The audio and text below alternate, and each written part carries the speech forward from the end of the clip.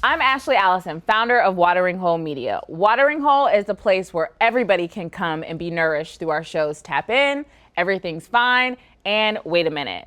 We're talking about the most important issues of our time, and we're over here making room for the new main characters. Yeah. That's me. You might notice that we brought the crew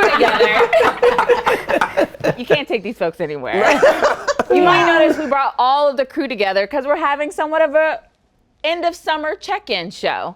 And so we're going to be talking about the state of the culture. And something that is on everybody's mind, from voters to candidates, is the economy. So I have a really important question for you all. Who's broke? I'm rich in love. Yeah. So you're broke. Now who eats faith in the morning? Yeah, you know what I'm a broke man would say. I'm still living off the stimulus. Wait, Y'all don't watch enough of the shows. You know, if you invest here and you invest there, and then you get a little coin, and then you get some real estate, and get some lots. But you gotta get LLC though. Yeah, right. None of it is in my name. None of it is in my name. Hearing you though, they don't hear $9.99 a month, you know, get that information. Yeah, let's talk about it. Let's talk about it. So, some folks believe that the rent is too damn high. Food prices are up. Who are some that don't? Right. The people who doing the rent. The landlords don't think it's too high. But look, we have a lot that we want to talk about, so let's go ahead and jump right into it. We don't want to pull any punches, and so one conversation that I've been seeing on the internet and some group chats, but particularly a lot in mainstream media, is how Black men are experiencing the economy and feeling like it's not working for them right now. So let's go to our resident Black men.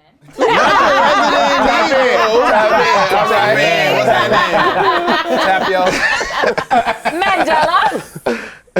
So I mean, look, the question or the answer to that question is like, well, or the question to the answer, either way you look at it, when has it been great for Black men, the economy? Yeah. That's the problem. Like, we always bear the brunt as Black people in general of the worst things that happen in our society. And that's why elections, campaigns, politics is always felt as very transactional. But now, like with the ease of flow of information, like people are more able to share opinions, share views, and get them out and find community in places they wouldn't have.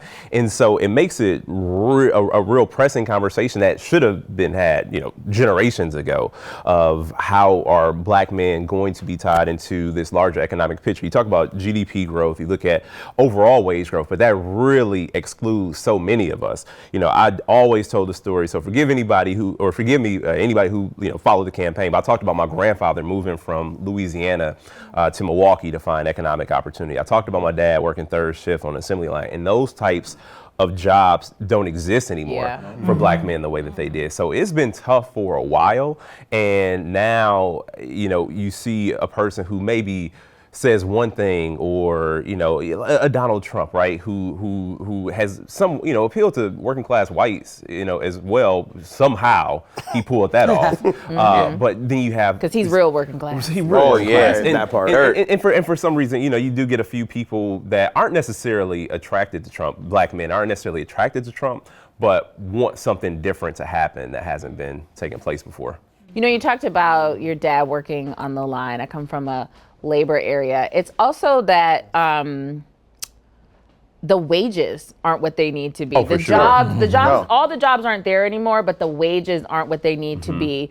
The CEOs adjusted for inflation, people are making pennies. But the CEOs are. CEO pay. They're making bank. They're making bank. Yeah. I mean, Quentin, you are out in the field. You're talking to folks, black voters in particular.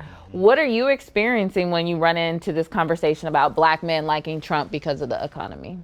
I mean, Black men, like 5% of them maybe, right? But it's not a reality that the majority of Black men are going to support Donald Trump. Not at all. I think a lot of times we get confused about the loudness of that side online. And part of it's bots, part of it's like not real people. But I think, you know, one of the things that you got to acknowledge about kind of Donald Trump and MAGA is, for every 10 things they say that are lies or wrong, there's a sliver of truth in there, like a sliver of a point. And I think back to Mandela's point, like black men have been struggling for a long time. And so his comment around what do you have to lose back in 2020 is a legitimate conversation around our two-party system. Right now, again, we're not going to dive into that with, this close to an election, but I do think there has to be an acknowledgement of this desire among black men to be more seen, more heard, more appreciated in our political conversations. Yeah. In Tap In, we talk a lot. I remember Jeff, who wasn't able to join us today, but he talked about how black men can support black women. And Sylvia, I'm curious, when you're hearing these conversations, we're black women, we're like holding it down. The economy isn't always working for us as well. Like, what do you think? Yeah, it feels sometimes, like abandonment in a way, I guess, because I think we often talk about protecting black women, but we don't think about it from a legal standpoint often, or even just the policies that we're losing. There's a lot at stake for women's rights in this election. And so I feel as though sometimes when you hear black men say either they're voting for Trump or even more so, they're just not voting. And I understand the frustration and feeling like your vote doesn't matter. But I think with what's on the line this election, when it comes to our reproductive rights, when it comes to abortion, when it comes to like just our ability to function, that's the black family. That's the household. If a woman's getting pregnant and you guys are in the place for it, we're both that's an issue for both of us. Yeah.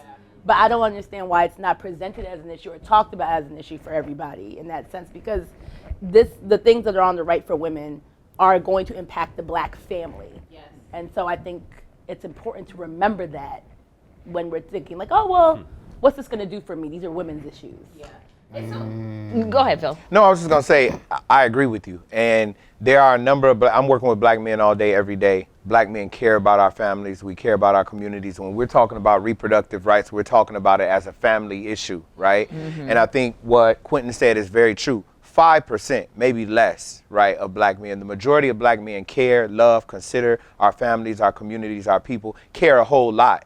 I think when we talk about why are some black men supporting Trump, we obfuscate completely the Democratic Party, right? Why has the Democratic Party not presented a platform consistently that improves the material lives of the people who they claim are the backbone of their party? And so by and large, black men are going to do the thing. You all know what the thing is. We're going to do the thing. It happens in 85, 90% numbers from black men. But I think what this election and many in this era are highlighting is that black men and black people are requiring more and wanting more and looking for different options, third parties, other candidates. And it's not Trump and the economy. It's patriarchy, it's masculinity, it's all type of things bound up in this thing like, I don't feel that I'm entitled or have access to this thing in America that they promised men. Yeah. Right? And so Trump is able to come in and swag out a whole bunch of bullshit, right? And say, this is, you'll be able to do this. And so for that small 5%, they're tricked more about how he makes them feel. Yeah, you feel me? And so it's a feeling, because he's not talking about economics. He done evicted you. He done thrown you in jail. He don't care about you. But it's like, talk to outsiders. I mean, he has that ability to talk to outsiders, and he lies and he'll say whatever. But when you feel like you are outside of the political and power structure in this country, that's always going to be attractive. And we have not done, the Democratic Party has not done a good job of opening up that world to people who don't feel included. We talk about Democrats being like a big tent, but you gotta like pull a lot of holes. You gotta open it. Even like the response to what Phil said, like from the party, it can't just be like, yes, we are. Right. Because that's what it's all. Yeah, we are. It can't be that. It's got to be more. Or it could be worse. Yeah. Because we're a big tent without genuine collective efforts. Right. Without like genuine intention to try to bring people along with you. Like it's one thing to say, what are your other options, which in some respect I understand. Right. But it's another thing to actually be like, okay, here's how we can work for you. We do work for you. Here's why we can serve and service you. And we fail at that every election, frankly, because we only talk about it. They only talk about it every 4 years. So go ahead, Sage. I was gonna say, there's also this really disturbing phenomenon in Gen Z, like 30 and under, of the women of this generation being the most liberal that how women have been in history, and the men are backtracking. Yeah. And that's across all races. And I was having this conversation with my boyfriend, like he's seeing this in his friend circle. he started this organization like Developing Men of Color at his university, and it was supposed to be that. And he's left a couple years later, he's looking back, it's a fraternity basically. And there's a lot of like growing like misogyny in the group and like just crazy ideas, and he's like, I haven't talked to these people in 2 years, and I'm like, who are you now? So, okay, we going off script. Yeah. What's happening? I heard that. I think, well, you said something that I rarely hear people say. You talked about family and reproductive rights and economy in like one sentence, and Yes. people act like they are Very separate. Yes. Yes. bifurcated, Yeah. not even Yes. but like totally Silos, separate, yes. siloed issues.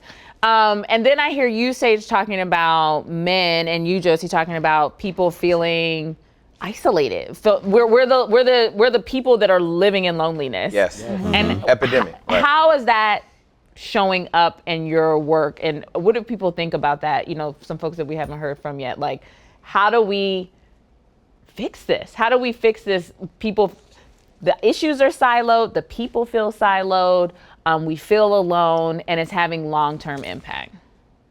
I mean, I know we're talking about Black men, but we're also seeing this in the Latino community, where Yeah. like Latino men feel the most isolated, the most worried about how they're going to provide for their families. I just moved to Phoenix, and I went to go buy a car. I met this kid. He's like a young Mexican kid that had a similar story to mine. He came in when he was really young. He was undocumented. He was detained while he was in Arizona. And while we were talking, he's like, yeah, I'm going to vote. This is my first year voting. I finally became a citizen, and I'm going to vote for Trump. And like my like mouth sort of fell open. I'm like, what? You were like undocumented, detained? What's the... Yeah. And I asked him, where do you spend most of your time? And he said, well, I mostly go to church, a very conservative church, because it lets me play music there. And I love, like, I have to sell cars, but I love being a musician. And I do video games. And I think there's like a gaming whole is huge. industry of like, in the ways of isolation that men have had to navigate their own emotions, eat some of those emotions, and then just barrel through. It just made me feel really sad that he had to, you know, sort of put back some of his own really traumatic experiences for the sake of feeling like he had to show up for his family. He's like, I just sold more cars when I was in Trump. And so there's a lot of stuff mixed into it.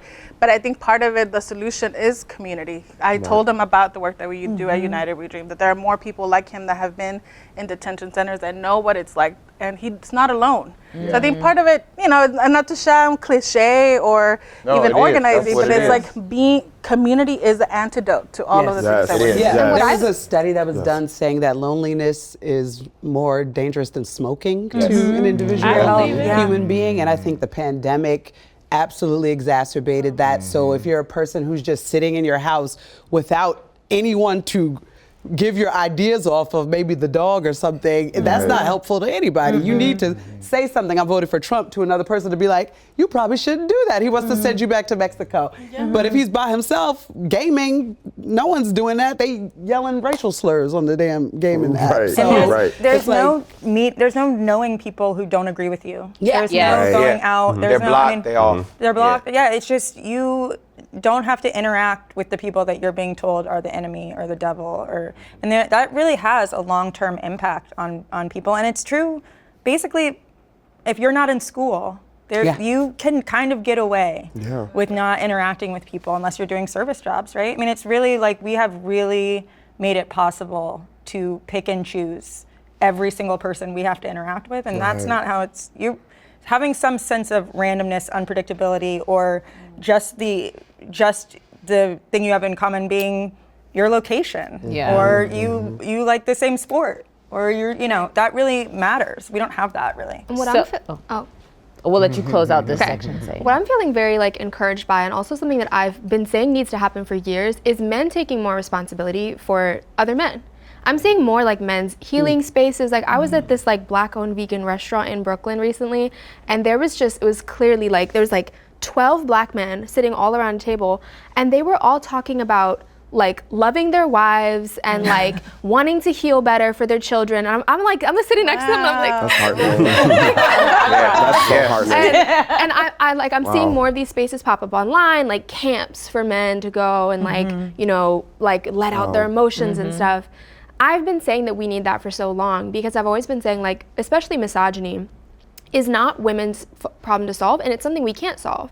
I can't sit here and argue with a man who doesn't think I'm a person because he does not value what I have to say. It is another man's responsibility to deal with that man. And so this is the thing that's making me feel better about this, is the growing accountability from good men to actually like take responsibility for bad men. So Sage, you mentioned something that I think is really important. Like, when this is the watering hole, right? And the whole purpose is that people from all different vantage points can come and be nourished. But there's nothing wrong with also being able to go back into your respective community, have conversations, push each other, challenge each other.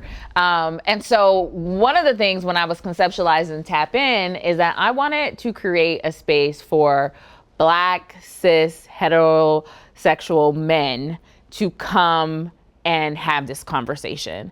Because when we were developing the shows, we didn't want to feel like a queer person had to carry the conversation in a group of Black men if something came up about LGBTQ rights. I'm a Black woman, so I did not want to produce that show because I don't need to produce stuff for Black men. Black men can produce stuff for themselves. So I wanted to take this opportunity, because the other thing we envisioned was that the shows would have their community, but then the community would come back to the watering hole. And so a conversation that we haven't had across cast yet is this issue that the right is really using to conquer and divide our community, and it's on attacks on trans children and attacks on the LGBTQ community. Whether, I'm not telling you who to vote for, but we know some candidates protect certain folks that identify certain ways, and some candidates want to erase them. So I wanted to give Preston the opportunity to talk about some of your experiences of being in Black spaces where it always hasn't been comfortable, or you haven't been able to have a conversation with another Black man or a Black person where they really see your whole humanity. I appreciate that. It's fascinating when I think about it, because my context for most things is Black people in Black spaces, and so everything that I share is not about what white people do or don't do, because I don't really care, right? Like that's not my people, my community. I will say, even starting, but just being real, but even starting that is fascinating, because I do push back on a lot of narratives that I hear creeping up in Black queer spaces, even around like this idea that people have received more homophobic experiences than they have like racist experiences, and I'm like, if we really want to get to the data right around like who people grew up in, neighborhood, community, that's probably true, but based on how you grew, I grew up around 95% Black people, like, so probably so. Like, I will probably experience homophobia before I experience racism, right? But I also think that's a cop-out of a statement. I also share that I've had pretty negative experiences specifically with cis hetero Black men most of my life. And I think that's true even the spaces I've intentionally decided to enter, like Greek life, et cetera. But because there's still like a longing, right? There's still something that I wanted and felt like I needed from other Black men, even the Black men who oftentimes push me back, push me away. And we're homophobic, frankly, which leads me to like every so often I see Black men who I grew up with who were not the kindest, frankly. Like, we're all on a journey, but frankly, my experience with them directly were not the kindest. And, and frankly, many of them were homophobic. And that was true, especially like in high school and in college. And now I see a lot of them being what seems like affirming online. I don't really interact with them too much on a daily basis personally. And I want them to be that way, right? Like, that is the goal. I'm happy that they are affirming of queer people. But it's still, I struggle with it a lot because I've never seen them personally reconcile in a public way their harm that they've caused for other queer people growing up and kind of matriculating through life. And it's hard, right? Because I don't know if they'll ever be accountable, in my opinion, right? Accountability is also very nuanced, I believe, in many different ways, depending on who you've harmed. But it makes me think back to my public experience. I think I was sharing with you when I was in middle school, in high school rather, 10th grade, I took a speech and debate class. And it was about abortion access, and my persuasive speech was pro-life. and I was 15, and I didn't know better. Well, I thought I knew it all. But I was 15-year-old. I was very pro-life. I was very pro-life, and me. You thought you know. Caught that shade. He said, "Cut it." But I put together this poster board presentation of aborted fetuses. And I will never forget it because I ended up passing this presentation around, and I ended it saying, and now you know why I'm pro-life. And I remember this black woman, this young black girl saying, wow, it really is killing babies. And that is the moment I don't think I will ever forget, particularly when one of my sisters told me that she had an abortion. And I had to stop and really reconcile my own emotions at 16, right, regarding what I did, who I've impacted negatively. And frankly, my past 15 years of work have been on abortion care and reproductive health rights and justice. And I think back to that moment because for me, that was my public reconciliation of the harm that I've caused and that I will never forgive myself for. I probably should eventually, but I don't. And it was a hard moment. And what I'm just looking for, I think, from some straight black men is, I fucked up. Yeah. I did you wrong, I did your community wrong, and I'm trying to figure out this journey for myself. Because if not, for me, it feels like the popular thing to say because in many spaces now it's not popular to be anti-LGBTQ. Yeah. But so I don't know anyone's experiences or if that resonates, or even for the black men who are here, like, what does your journey look like? You know, because I've been in spaces with you many times and I feel incredibly safe with you. Like, we've had many conversations and I'm like, I don't feel that way, right? Like, and I recognize for me, it is reconciling my own emotions around the treatment that I've had from straight black men, but it's hard. Like, it's even at almost 40, like, I find it incredibly hard. I'm off. Oh, go ahead, bro. Go ahead, Damon. You have it. Yeah, no, I'm often curious, man. So I want to just separate the conversation a little bit. I feel reconciliation is extremely necessary and important. And seeing somebody's growth and development publicly is often very difficult, right? The other piece of this conversation that is often harder to have is around what does actual reconciliation look like, especially when it comes to talking about whole communities or whole movements or whole, Because when we look at even the BLM movement, for example, there was a lot of disdain for black men in certain spaces because of all of the things that we know that you named about the misogyny, the patriarchy, people trying to take too much space and and it's like, nah, take a step back. We are doing this now. Black, queer, femme, presenting needs to be seen as leaders. And it was like, okay, so like what do they do now? Or if there's harm done, what does actual reconciliation look like that doesn't end up being performative or give me the script? And then when you say the script, it's like, well, you don't really genuinely mean that. But then when you say that really like with conviction, it's like, well, now you need to go sit over there and heal with your thoughts, right? So it's like, where do we actually blend some of these spaces and conversations? Because it actually is necessary. And I fully agree as somebody that was raised super Christian, right? Like I'm talking about Bible Belt, blackity black Christian, like you're going to hell for all of these anti-Christ thoughts and experiences, and was a minister in that context, right? And really thought that was the truth, bro. And like, but that doesn't just end on Christianity, right? Against LGBTQ. That talks about people who are not Christian, right? My Muslim brothers and sisters, right? How women are treated, like all of these things sort of is a blanketed experience. And so I often I often try to reckon within myself, like, how do you show up once harm is done? And there is no one size fits all. But there's a lot of people who are like working in that space. You said that's not your ministry earlier. Like that is some people's ministry. Like not that per se, but like that's not some people's ministry. But some people actually care a lot about holding space. You know, Black Men Build. Richard Reseda is somebody who's often trying to like hold space for people to understand what patriarchy looks like inside of our community. And so I'm often trying to still understand that myself. And I don't think we get to the answer in like a reunion show. You know what I mean? Hell no, yeah. I mean, we can work. It's good to raise. Watering hole, maybe some magic, maybe some magic happens. But I think I don't like to equate harm either, right? So your experience, I know I have caused harm when I was younger and never, to my understanding, never knew somebody who identified as queer or LGBTQ until I entered adulthood and I realized I lived with my sister who is a lesbian, right? And so because of the only thing that I was ever told was like, I listened to my mom and my dad. And it wasn't that they were anti-LGBTQ folks. It's just like you're a product of your environment sometimes. That's right. But when you change environments or you have new variables introduced into your environment, you have an opportunity to change, you know? I think personally I feel like we know better, so what's to do better? What's to do better? I think the thing that I agree with a lot of what Damon said, same fraternity. My chapter had a policy when I first joined Alpha Phi Alpha. It was no gays, no whites. I agree with one of them.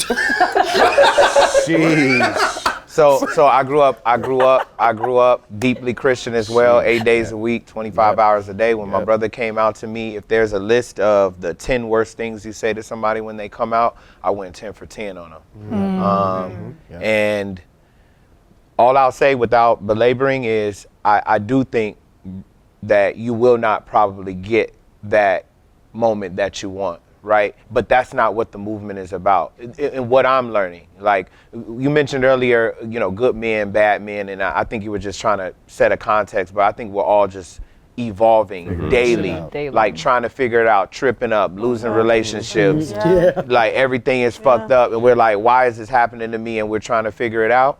And I think what you have to forgive yourself. Not that I'm your Iyanda, but you said you hadn't forgiven yourself for something. But I think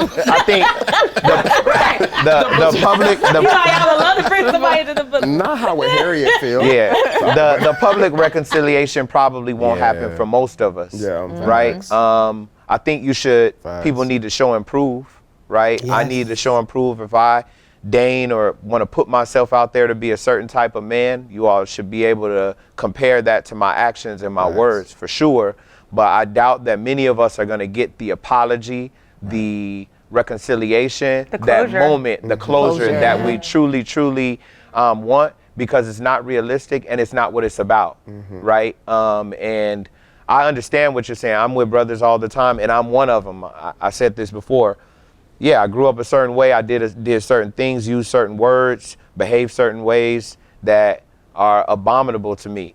Is that a word? An abomination to me today. And not just when I was a child. Right. Yeah, I don't know if it was the right word. But it's a word. The point is, like, we could get that post. There are a lot of brothers, right? Your voice of abominable. There are a lot of brothers right now. You spoke to it. I do experience, and I am with a lot of brothers right now who are recognizing I can't go on this way anymore. I don't know what to do. Everything around me is falling apart. From relationships to my mom don't talk to me, and I don't know why.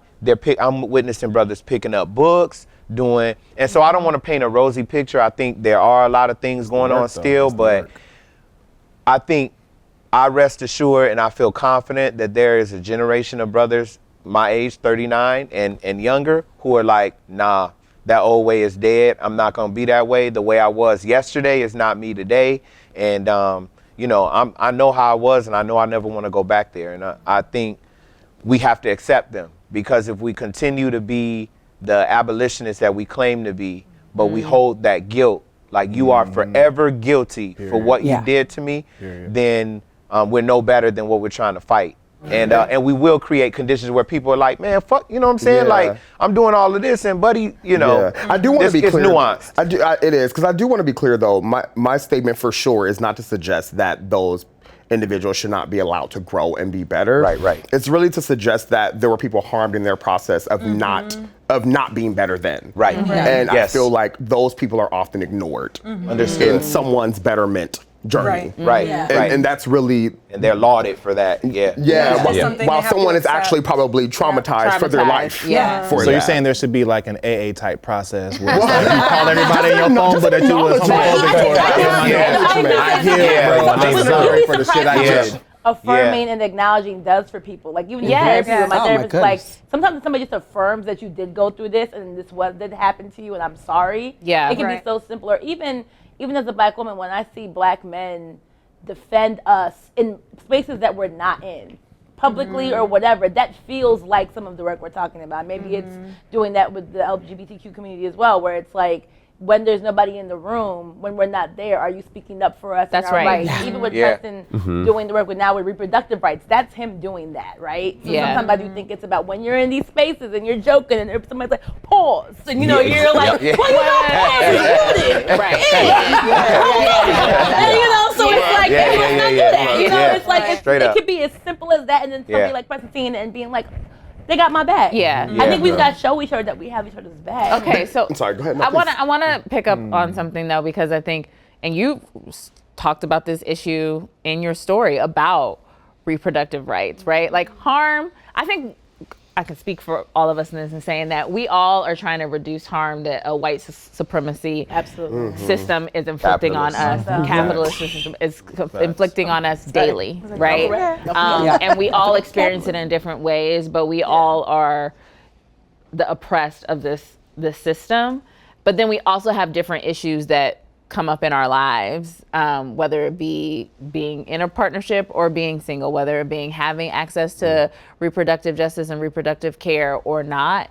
And so that's another issue in our community that we don't talk about, right? We don't talk about people who, for whatever reason, wanted to make a decision about their own body. And a lot of times it's rooted in the church. And it's another, I remember, when I was in college in 2004, like the way George Bush won Ohio was talking about partial birth abortion and going into black churches. And I remember like being in college and being like, why is this pastor talking about this? Like, I thought you were like a leader in the community, and nothing ever happened in that moment. But now we know we live in a world where abortion access is under dire strain. And so again, there are people who want to be able to see you, all of us live in our full humanity, the LGBTQ community, but there's also people who don't want women and people who identify as women to have access to reproductive care. So Joyelle, I know you do a lot of work in this space. I'd love to talk about some of the work that you've been doing and hear more about your experience. Yeah, it's my favorite thing to talk about. I love to say specifically the word abortion. I think a lot of people shy away from the word, especially black people do not want to acknowledge it because of the shame that comes with it. So I say abortion with my full chest, and I sometimes have it printed on my chest. I have many abortion t-shirts. I love wearing them in airports specifically because you know somebody's opinion the second they wear them. I love it so much, and people will come up to me, they'll be like, I had an abortion, like whispering in my ear, and I'm like, girl, you don't gotta whisper this, you know? So say it loud. I just wanna say abortion is absolutely an economic issue. They want more workers and more soldiers. So that is the reason they do not want people, especially poor black people,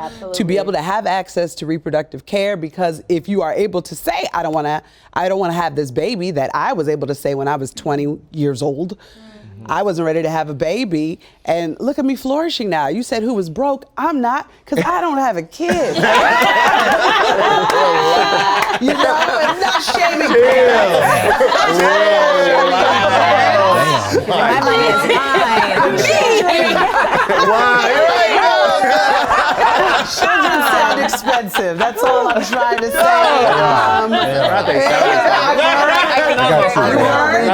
Like they are. Parents can attest to it.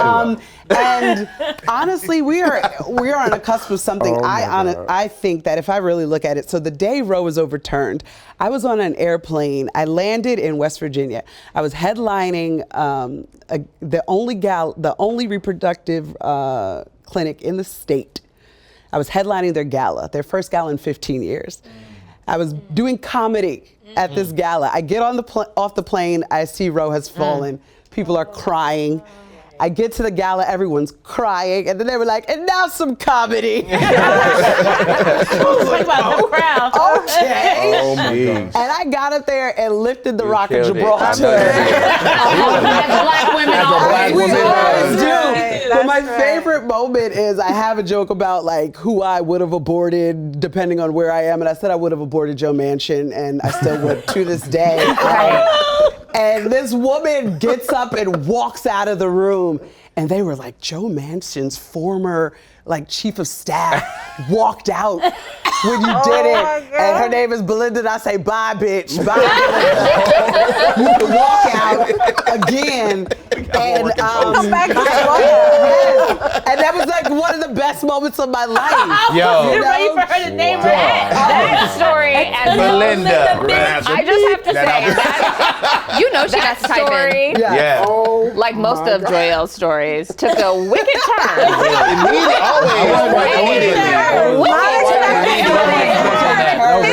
My stories do take turns. But I will say, I do believe, because everyone in the movement was screaming our heads off in 2020 saying, this is about the court. This is about the court. They're going to overturn Roe. And they were like, you're hysterical. Exactly. You hysterical That's women. never gonna happen. And then it happened. Yeah. I think Roe overturning is what needed to happen for us to get a female president. Right.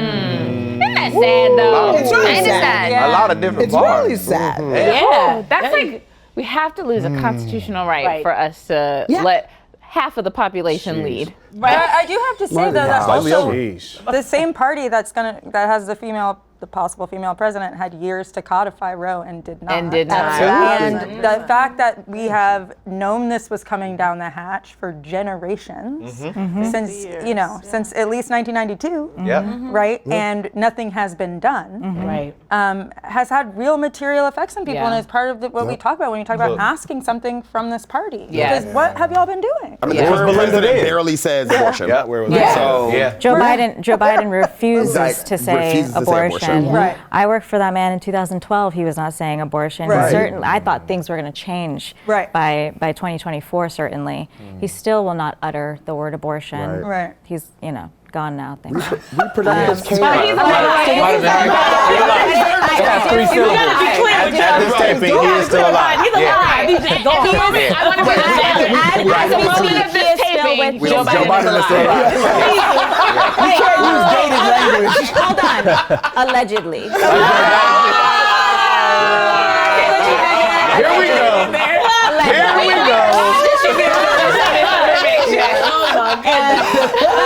Just to Josie's point, though, I'm very angry at the Democratic Party for what feels like has become a boogeyman sort of, a word when we're talking about Roe, when we're talking about abortion. Right. I am angry that this has been utilized in our bodies have been utilized as a way to get folks to vote out of fear. Yep. People are scared. Women are scared. Yeah, terrifying. People who can get pregnant are scared. Yeah. And I think that I'm very sort of shocked that these last 4 years that the Democratic Party did not throw all of their weight into lobbying overtime on codifying Roe. And it really, really is mind-boggling to me. And so I think, again, to Josie's point, I really look forward to seeing how we all can have a real conversation about what we're demanding of this party, and particularly of this next administration. Abortion really, it's a topic that I think, particularly as somebody who cares about a ton of other things, including Gaza, I feel like it is the very thing that makes me pitted against somebody who is going to tell me that their body is on the line. And what am I supposed to say to that? It is. It is. And who did that? Is. And who did that? Yeah. And so I think that I look forward to being able to have conversations like that, because I really don't think that we're having them. So. And I think I that, don't like, think that is. go ahead, no, David. Nope. I see what you did. I'm not interrupting that No, black woman. I think though that like abortion, like having access to abortion is what is front and center, but we've seen them take it so extreme, whether it's IVF. Look, I remember when Roe was overturned, I was in the process of about to freeze my eggs. And I decided not to do it because at that point the conversation was literally like, you might not have control over your own eggs. And I was like, if the Lord wants me to have a baby, That part. Right. because I too am not broke because I don't have children. So I wasn't ready to change that ministry. Your apartment. No, but I think it's like so extreme what they're doing right now. Yeah. It's not just like, being able to go into a Planned Parenthood who offers so many more services than just abortion care. It is like really trying to control half of the population. Yeah, and the bottom line is everybody loves someone who's had an abortion. Right. So that's, Yes. But also everybody loves someone who wants to have kids and can't. I mean, like, Yes. there is a, you know, women and people who can get pregnant spend years trying not to have kids, and then a lot of them spend years trying to have kids. And it is a 20-year, 30-year saga that is incredibly emotionally, financially, mentally, physically devastating. Yes. And none of that is, we talk about abortion like can you make the appointment? That's not, That's not. that's not even the beginning Yeah. or the end of what we're talking about. Yeah, I was gonna say my mom had an abortion before I was born. I'm not talking out of school here. Like she filmed a commercial during the campaign talking about the abortion. Like there were some severe complications. Her life was at risk, and also life, of the unborn. But if she didn't have the opportunity to make that decision, I definitely wouldn't have been here, because my mom gets, traumatized easily. So she would not have tried again if she would have had to go through that experience. So like, it is way closer than people even realize. And I think that's the biggest issue that I often bring this up every damn week. I'm like, the left is trash at marketing. Like the way that these conversations are even brought up in our communities is always like you said, doom and gloom, it's fear tactics, or it's like, come on, we gotta go vote blue, because it's like, Nick, why are you talking to me like that, bro? Like, what are we doing, right? And I think this issue of reproductive rights not just being about abortions is something that, having been a Black man that experienced being in relationships where it was a miscarriage and had to, like you said, like almost a forced abortion because the baby would have ultimately killed this woman, is like losing that access firsthand changed how I see everything. But I'm like, wait, we've never talked about it in a nuanced fashion before. Never. Yeah, because it is more than just like, if you're 8 weeks or 6 weeks pregnant. It's literally as if being pregnant isn't enough of a life or death choice, especially for Black women. Yes. Literally. With the rate now, it's Literally. even now, it's like, do I want to have a child? To think about it, I have to consider, am I willing to die? Literally. And that's nuts. In our first world in country. the first world, in Literally. the United States of America, Right. we are not talking about places that don't have access to the highest care possible. And that's why I Literally. get frustrated, especially when they manipulate this with the Christianity of it all. Yes. Because there are multiple lives in play.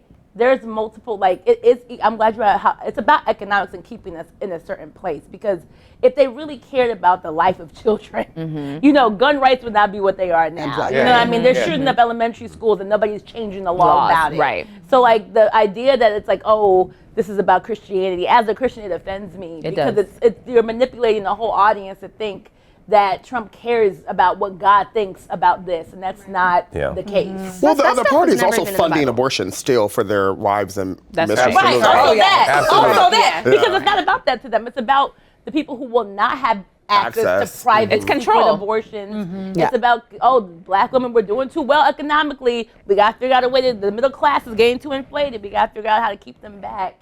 Because they know, if, like Royal mentioned, if you have a few kids, you might not be able to do what you were No, doing. absolutely not. So it's frustrating. We're gonna let Sage close I us can't out. do and- anything. They're so expensive. How many kids you have? It feels like 25, but I only have 2. And she loves you. Really? So much. So much. Love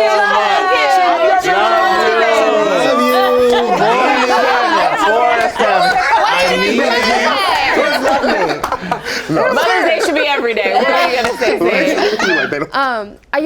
I think all of us have very similar feelings around the Democratic Party, and right now we're having this conversation about either, how do we shape the Democratic Party truly in the image of all of us, or, what other party do we need, right? And so that's a conversation that's been having. So, because I think a lot of people more so blindly follow the Republican Party, whereas in the left camp, there's a lot more, dissent. And I think the Democratic Party has been doing the exact same thing with abortion that Republicans have been doing with the border. We know that Trump did not take action on the border during his presidency because he wanted to use it in the next campaign. He actually directed his party to not pass the bill. And so, Democrats have been holding abortion over our head for so long because it keeps us, on our backs, or it keeps us with our backs against the wall. It keeps us, fighting for basic things so that we can actually fight for healthcare. We can actually fight for free college. We can't fight for climate action. So, insofar as, we're all, I don't know about everybody, but like, I'm voting for the Democratic Party this year and next, right? But I do think that there needs to be a reckoning with their tactics as well, because we're not getting anywhere because they keep us on our back foot about abortion. We can do more things than once. Like it is actually possible. We do it every single day.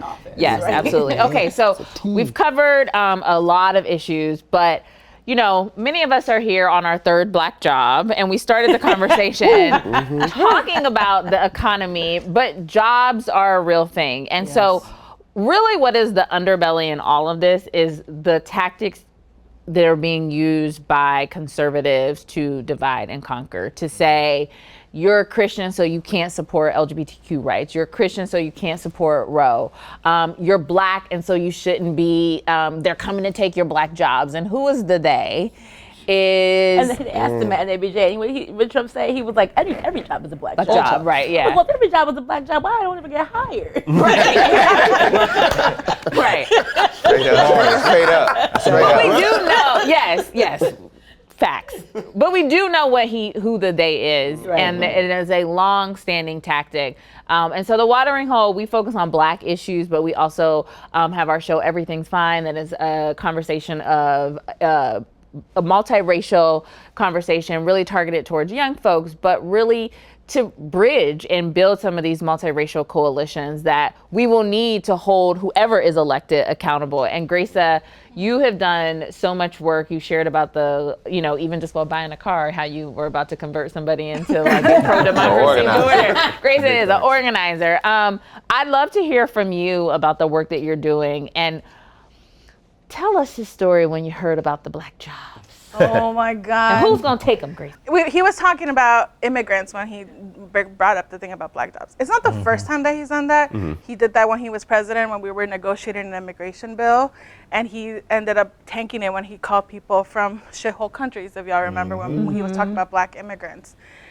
So if it wasn't so vile, it almost would be boring, because it's like the tactic and the strategy that the fascist, white nationalist people have been driving, this lie that there's a great replacement theory. But people have been, someone said earlier, there's always a sliver of truth. The real talk is that black people, immigrants, AAPI folks, Latinos, Mexicans, some of the time there's a lot of like xenophobia in our own communities. A lot of anti-blackness. I can speak from the Latino community that sort of like shows up when we're at the most stressed out. And he was talking to that emotion of people feeling like, the only way to survive is to get 3 jobs that I have to wake up to at 5 a.m. and go to sleep at 10 p.m. or even longer. So I felt so affirmed about the work that we're doing to build a black-led multiracial coalition that is gonna surpass this particular moment. I think it's important to talk about the black jobs, to talk about that we need just better jobs for everybody, that it's like the billionaires that are making all of the profit in this moment when black people, black women, immigrants are shouldering the brunt of the moment. And this piece about the economy, about the role of immigrants in holding up the US through the pandemic, the role of black women, black people in doing that, that's the generational work that we're gonna have to do. And it's important for us to name, he was using it to divide us. Yes, we're gonna build, and I'm committed to build like a black-led. I'm being very specific about my words, because in order for there to be any crack on immigration, on reproductive rights, or any of the things, we have to acknowledge the way that all of these systems have been built around anti-blackness. Even in the abortion conversation, it's not just about abortion, it's about when Trump was president, there was forced sterilization of black women in detention centers. And we don't hear about it now, but it's probably still happening. So it's important for us to be clear about who's leading us through this passageway. But that doesn't mean that Latinos or Asian folks or any one of us gets to take a back seat and say like, well, y'all got it. We're gonna hang out here. Part of our job is to be able to build independent political power and ultimately build interdependent thriving.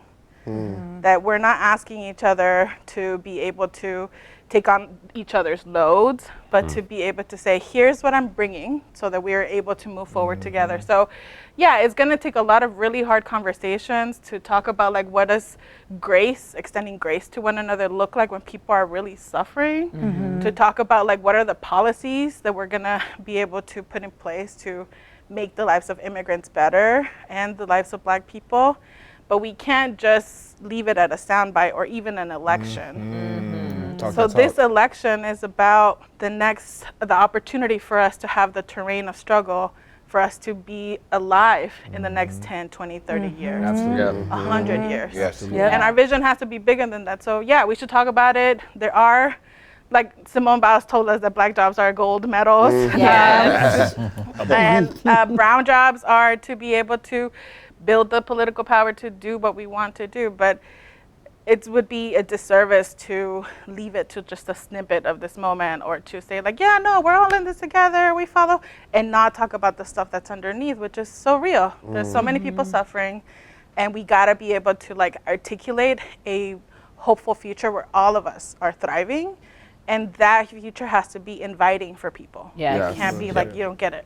Thank you for that. You know, as someone who's not Latino, I think that there's not enough space for Latinos. I think it's like the Democratic Party is very like, we talk about Black issues, talk about women, you talk about queer, but you know, when we're having this conversation about Black jobs and like, you know, largely immigrants taking those Black jobs, who actually has the most vulnerable jobs in America right now? It is Latinos and largely undocumented people.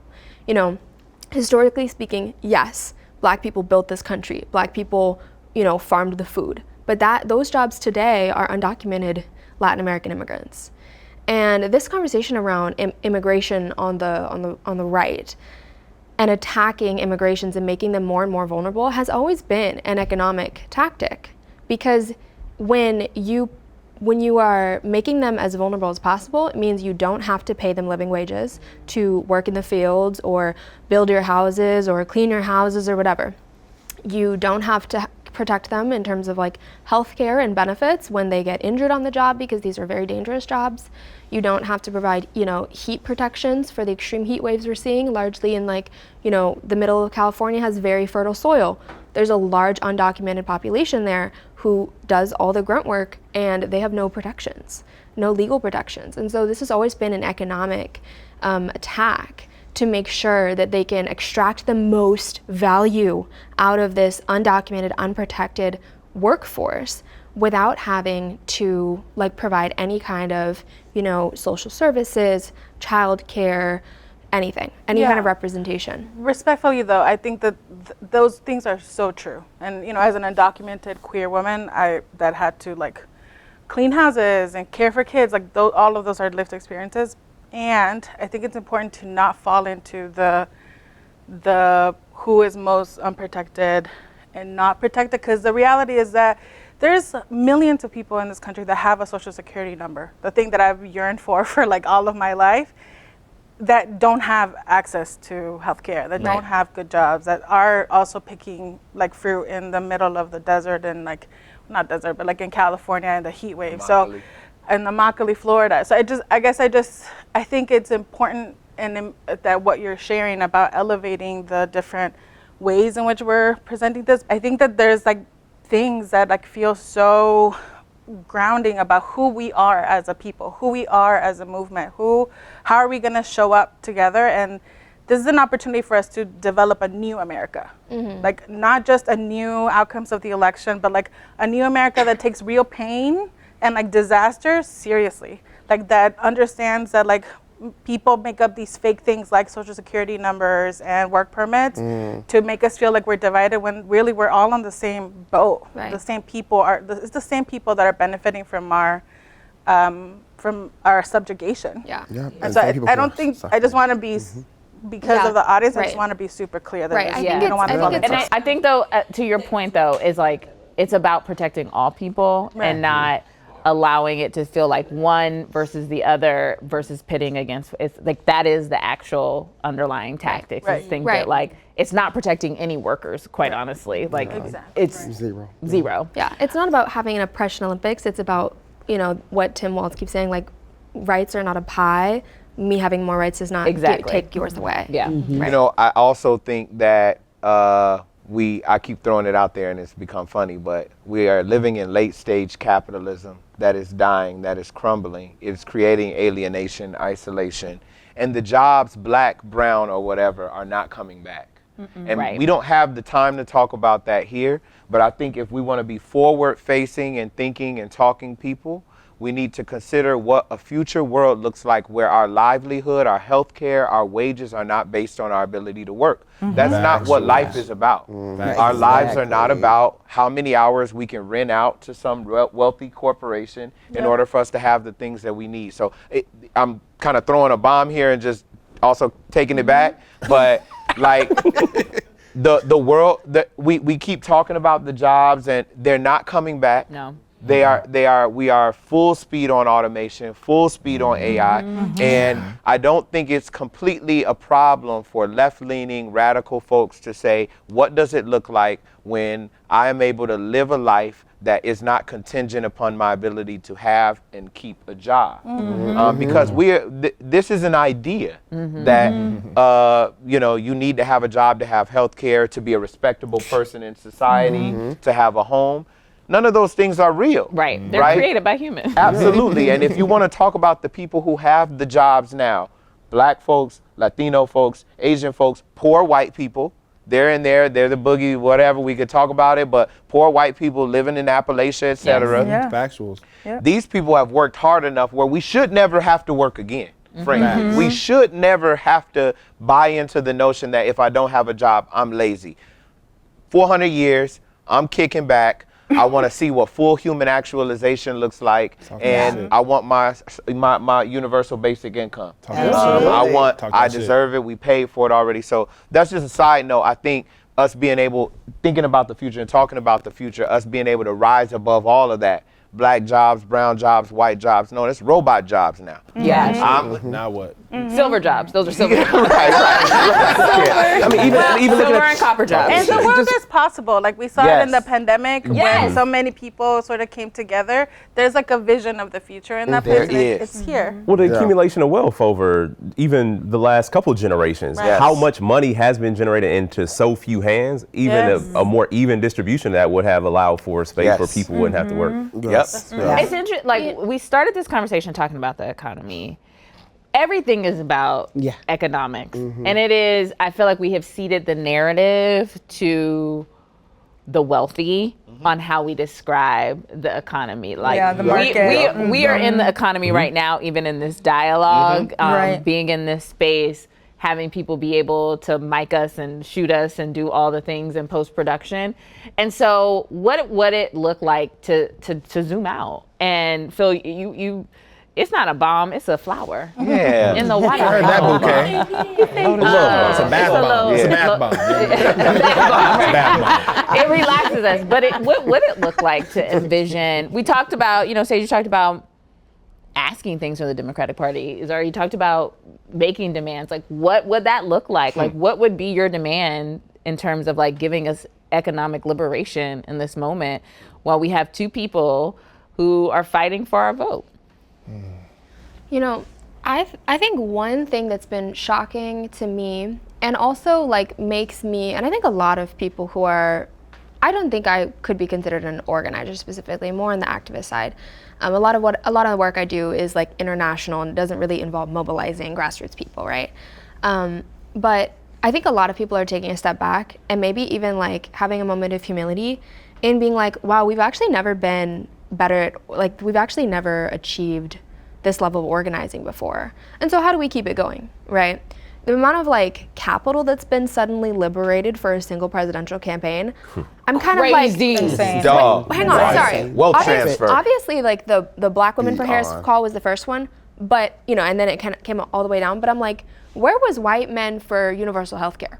Where was white men for abortion? Climate change. Right. Like how? Where was this okay, money? Where was this money for Gaza? Right. Right. Yes. Exactly. That's my question. I mean, a lot of money went into GoFundMe's, definitely, but yeah, there wasn't we haven't mobilized like this moment right now. It largely is going to die in November, regardless of who becomes president. A lot of this energy, a lot of people are going to go. Yeah. All right. We did it. Yes. We did it, Joe. We did the thing. Now we did it. And so how do we keep this moving? I think, like, how do we continue to envision a world that, like I said, like, is shaped in the vision of all of us? Well, at the same time, all this money is going to the campaign, and a lot of us that are trying to raise money for issues, whether it be Gaza, criminal justice, whatever, Yep.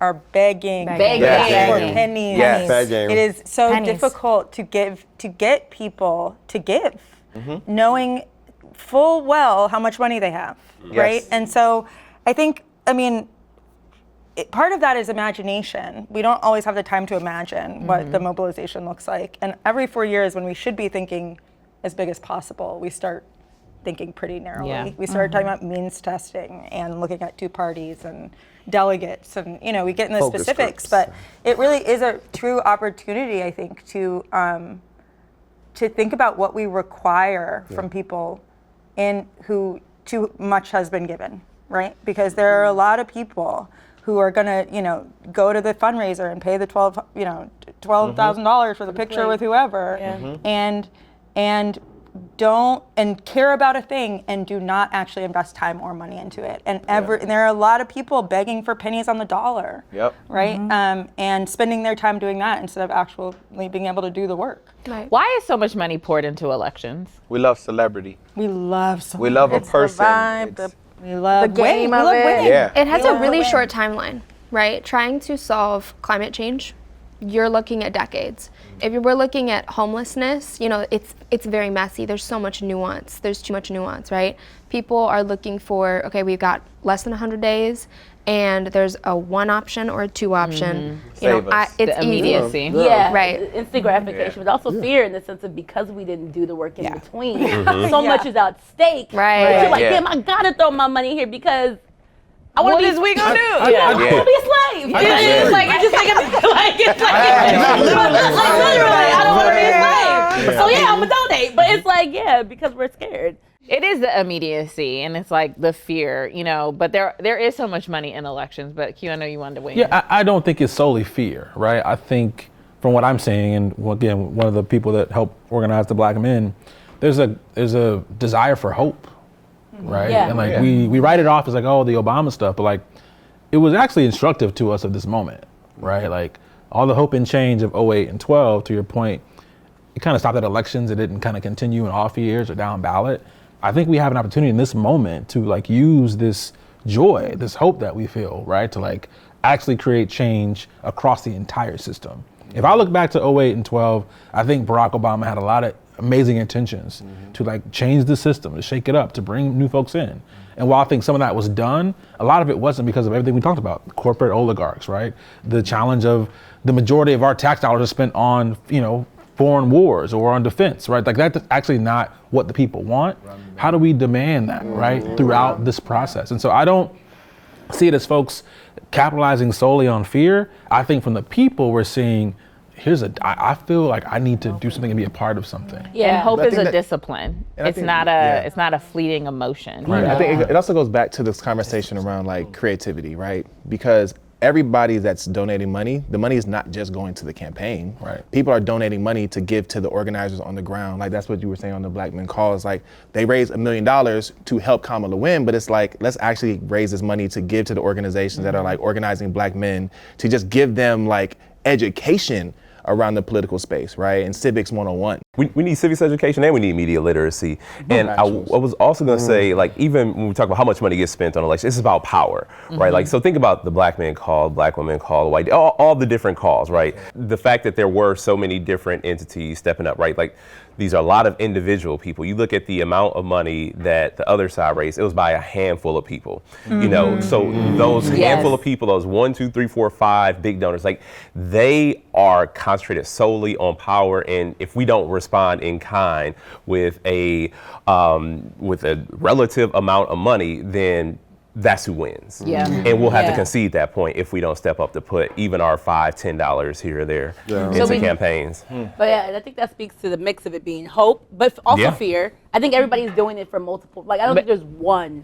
Depends on the day. It depends on the day. I be up sometimes. Yeah. It's a spectrum. Afternoon to evening. It's a range. We can't lie that there are still fissures in the great coalition that folks talk about, building a multiracial, multi-generational effort to free us all. You talked about this through the lens of immigration, but I know, Zara, you've done a lot of work. We can't ignore the fact that it's almost been a year, but since October 7th, we have seen great divides in our country around the attack on October 7th, but also the lack of humanitarian aid and what is the killing of innocent civilians in Gaza. So I'd love to hear more about the work that you're doing as well.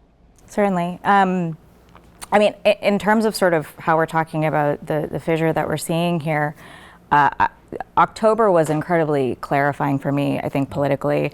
I mean, we all know here, June Jordan talks about how Palestine is the moral litmus test and the most clarifying, topic that will tell you everything you need to know about sort of who you are and how you move through the world. And I felt immediately that I had been part of a party that did not value me and my community, probably more immediately than I could have ever imagined. And I think I am really sort of so proud of the Uncommitted movement. Like the organization, the amount of people that showed up to the polls and gave data to the Democratic Party who could have stayed home easily and said, guess, I dare you. No, they said, we actually are giving you information on how our community is feeling. We will not accept this genocide. We will not accept funding this, and ceasefire now. At this point, we know that a ceasefire is only possible through an arms embargo. And so the opportunity for, we've been talking about imagination, we've been talking about the opportunity for us to really, really just break our brains open and what it means to be a big tent party, right? Like, what does that actually mean in practice? What is that? How do we represent that in our values? And I think for the first time, I think Democrats are really sweating because people are actually being like, no, hold up. Like, this is a multi-coalition, movement where in the streets you have Black, brown, queer people of all generations marching, saying not on our dime. And so I'm really moved by the people who are willing to actually entertain conversations around what voting uncommitted means. The grace that I think we need to extend to people who are saying, I will vote third party. What does that mean? How do we actually have conversations where we're not telling people, hey, you know what? You're voting for Trump by voting third party. I actually really think that there's a valuable conversation to have here about what that means. How do we engage with that and with nuance and actually make our candidates better so that we can bring those folks into what it is that the Democrats are trying to sell. Again, this is information. We have down ballot races. We don't want to shame these people and tell them don't show up to the polls, right? And I think that we have to be able to, again, not rely on the thing that the Trump campaign has done really well, which is fear-mongering, and actually have graceful, nuanced conversations about what we are being told right now in this moment, which history is going to judge us for, and already is. And so I think, again, I used to be the person who was like, if you don't vote like third party, or if you vote third party, or if you don't vote at all, like, you're a fucking clown. Like, no, I have actually bore witness now and be in community with people who are tired. I have friends whose entire families 100 people are dead. 100 people just gone. Yeah. And when you sit with that, like, it's a lot. You cannot tell those people to go to the polls and vote for the Democratic Party. And I think, like, Josie and I talk about this extensively, sort of like, there's this conversation right now that's happening. Of course, there's a lot of energy around Kamala, and it means something to people to have, somebody like Kamala Harris in the White House. Absolutely. I also believe, though, fundamentally, that when we're talking to people, like, for example, with when she was in Michigan, and that you have protesters there, the response wasn't great, right? She amended, in the following week, which was, good. But I do think that there is a lot of pain here, and I think that we can't ignore it. And it really needs to be addressed in a way that I think is not just sort of, pushed to the back burner, because it is going to bite us in the ass in these critical like districts where Joe Biden won by the skin of his teeth. Right. It was not a fun race in 2020, okay, y'all? We were waiting for 4 days to find out the results of that election. That was Donald Trump. That then. And so now we have people begging, and going and showing up at her rally saying, we want you to be better. And that, I think, to me, is grace. And so I'm sort of like, how do we, again, imagine a totally different response to this? Dreamers have done this, immigration activists, environmental activists have all done this. It's information. And I think for me, the thing that I keep imagining is what it looks like for us to engage with this in a way that does not divide us into telling us we're having to choose between our individual rights. And so thank you for sharing that. Yeah, I mean, the thing that you said that brings me right back to the beginning of the conversation is like, if we can acknowledge people's pain, that's like a great way to start conversations and begin, because what I'm hearing you say is like people want to engage in this democracy. Oh my gosh. But they don't want to be taken for granted in the democracy. So thank you for sharing that. Okay, well, we've talked about a lot of serious issues, but this crew also likes to have some fun. Relax. When we first taped, I heard a little birdie told me she probably still recovering from that night because she didn't even make it to the reunion, Alicia. Yeah, call her name. You gotta name Say her name. Some of y'all on the first day of taping stayed out till 5 a.m. Yeah. Ooh, do that again. Well, I mean, I wasn't working at 5 a.m. Put a timestamp on it. Who was out till 5? I think we had different out time. Yeah, it was I do want to couldn't start even by make it. saying, actually was part of the beginning of the hangout train. Oh, absolutely. You the reason why we The started catalyst. out. Dare I say, the catalyst. Start about. I start train. things, you know. I'm a starter. I'm not a finisher. You know what I'm saying? I tapped out at 1:30. What time you tap out? That was not no one. I mean, I watched the sun. Come on now. We did. Sure did. A new day dawning. Well, sometimes was we beautiful. have sun that is dawned. I Yes. want to just elbow some people who also fashion over Y'all blocked us here on purpose. Yeah. That was eternal. Y'all blocked us here on That's the 5 purpose. a.m. Yeah. a part of it. I heard you stayed out late too, though. You were out to like 4. She was a Hey, let's discuss. Say hi to the cameras behind the scenes. I love it. Girls is out for the girls. Ashley's here. The queen bee, reason for the season. Backstage, tap in. Quentin, who is watching this man is watching the They Not Like Us video for the very first time.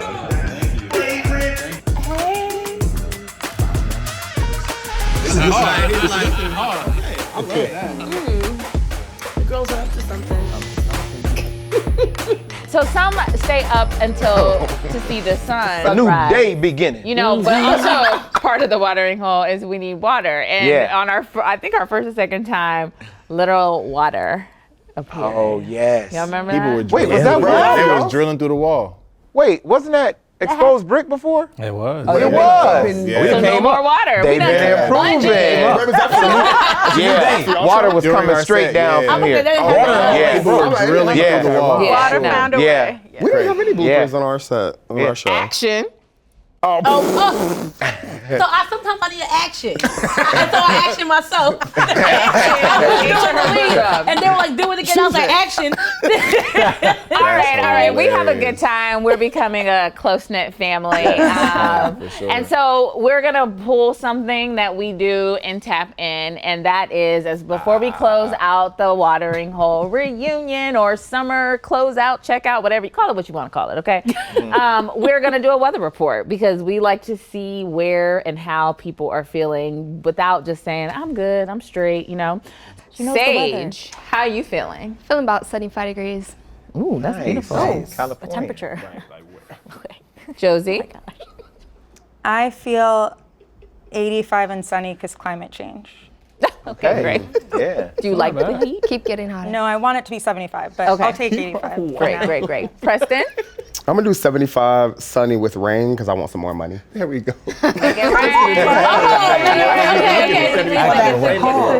Sylvia, how are you?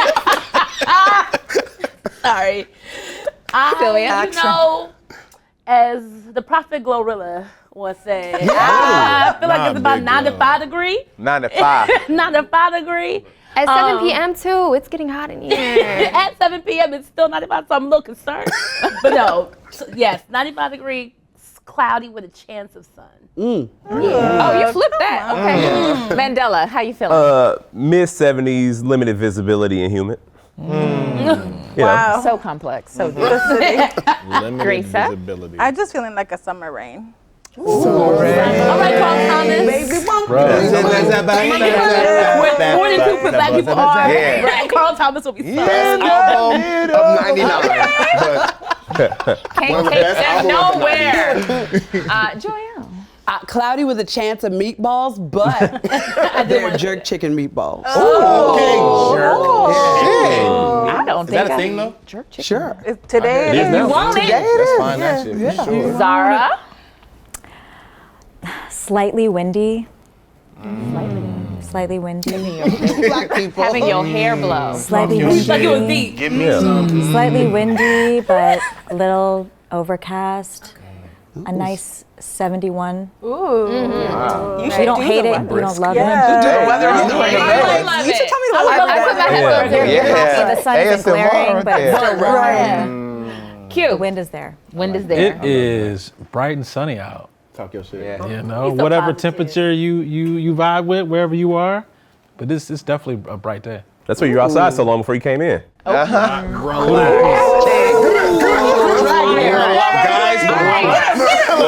My Welcome weather to the tap report in. is God a rainy day, but only because I love rainy days. Yes. So it's Okay, like I the love my best. rain. Yeah. I love my rain. Yeah. Damon, how you feeling? I agree. I'm always in the optimism space. So like, I'm feeling like a cool 81. Okay, LA. Sunny, partly cloudy, feeling the vibes. But I'm gonna take a little bit more space and say why. Because I've never, been invited to a space like this before, where a black woman owns a media company, creates a space for all of these very complex characters to sit down and talk our shit freely. And I think that is a huge standard, and I want to just give you your flowers, Miss Ashley Allison. Because I always talk about, the right has the best fucking media shit going on, because they'd have no issues telling lies, telling truths, but their branding, their marketing, it's all there. And we just need more of that. And so thank you for creating that space for us to be able to do this. And Thank you. Thank you, Watering Hole, the whole production staff, everybody. Thank you for saying yes. Yes. Absolutely, have to. Phil, close us out, brother. Okay, my weather report is it has just finished raining and the sun is coming out. And I chose that as my weather report because I talked about it on our first show, but I believe, and we've talked about it a lot today, that we are in the midst of a lot of grief, right? We lost 1 million people to COVID. We are losing hundreds of thousands of people in Palestine, in Sudan, in South America, all over the world. I live in Miami. We are seeing the water rising, like as we speak, and we're all expected to just go to work, to continue to move forward. America is a project of amnesia, right, and psychosis. You have to forget and continue to move. And for me, I've been in a period of grief, personally. Looking at my life, looking at my place in life, looking at the fact that I've been in movement my entire adult life and I don't got like a whole bunch of gold medals, like you won this, but we're still grinding and we're still working. And I see the sun coming out because I'm also reading a lot about grief, right? And the size of our collective grief is analogous to the size of our deep love, right? The praise, great grief is praise. Right? It is praise for the thing that we've loved and that we've lost, the thing that we're willing to fight for and continue to move through.